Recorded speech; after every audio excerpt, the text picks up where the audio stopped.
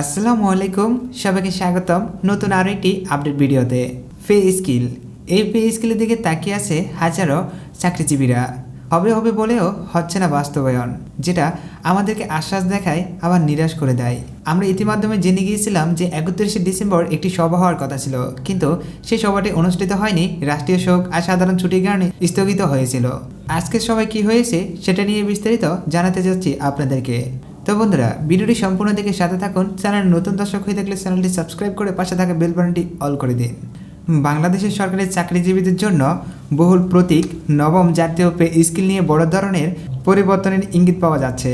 গত বুধবার অনুষ্ঠিত জাতীয় বেতন কমিশনের গুরুত্বপূর্ণ সভা রাষ্ট্রীয় শোক ও সাধারণ ছুটির কারণে স্থগিত হলেও নতুন বেতন কাঠামো গ্রেড সংস্কারের বিষয়টি এখনও আলোচনার তুঙ্গে। কমিশন সূত্রে জানা গেছে, স্থগিত হওয়ার এই সভার নতুন তারিখ দ্রুতই চূড়ান্ত করা হবে।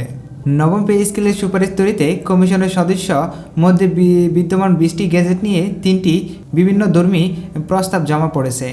1 নম্বর, 20 গ্রেড বহাল রাখা। একটি পক্ষ মনে করেছে বর্তমানে 20টি গ্রেড অপরিবর্তিত রেখে শুধুমাত্র জীবনযাত্রার ব্যয়ের সঙ্গে সঙ্গতি রেখে বেতন ও ভাতা উল্লেখযোগ্য হারে বৃদ্ধি করা উচিত। 2 নম্বর, গ্রেড 16টিতে নামিয়ে আনা। বেতন বৈষম্য কিছুটা লাগাম করতে গ্রেড সংখ্যা 20টি থেকে কমিয়ে 16টিতে রূপান্তরের প্রস্তাব দেওয়া হয়েছে। 3 নম্বর, 14টি গ্রেডে আমল পরিবর্তন। সবচেয়ে উল্লেখযোগ্য প্রস্তাবটি হলো গ্রেড সংখ্যা 14টিতে নামিয়ে আনা। অনেক সদস্য মনে করেছে এটি দীর্ঘদিনের বেতন বৈষম্য একবারে দূর করা সম্ভব হবে না এবং এটি একটি আধুনিক ও বৈষম্যহীন কাঠামো হিসেবে প্রতিষ্ঠিত হবে। সাবেক অর্থ সচিব জাকের আহমেদ খানের নেতৃত্বে গঠিত এই কমিশন মনে করেছে গ্রেড সংখ্যা বেশি হওয়ার নিম্ন ধাপের কর্মচারীরা উচ্চ ধাপের তুলনায় আর্থিকভাবে অনেক বেশি পিছিয়ে পড়েছে। এই প্রকট বৈষম্য দূর করতে বিভিন্ন সংস্থা ও সংগঠন থেকে প্রস্তাব হাজার হাজার মতামত এখন চুলেছাড়া বিশ্লেষণ করা হয়েছে। একটি বাস্তবসম্মত ও ন্যায্য সুপারিশ তৈরির দিকে কমিশনের মূল মনোযোগ রয়েছে। উল্লেখ্য, গত জুলাই মাসে অন্তর্বর্তী সরকার এই কমিশন গঠন করে এবং 6 মাসের মধ্যে চূড়ান্ত প্রতিবেদন জমা দেওয়ার নির্দেশ দেয়।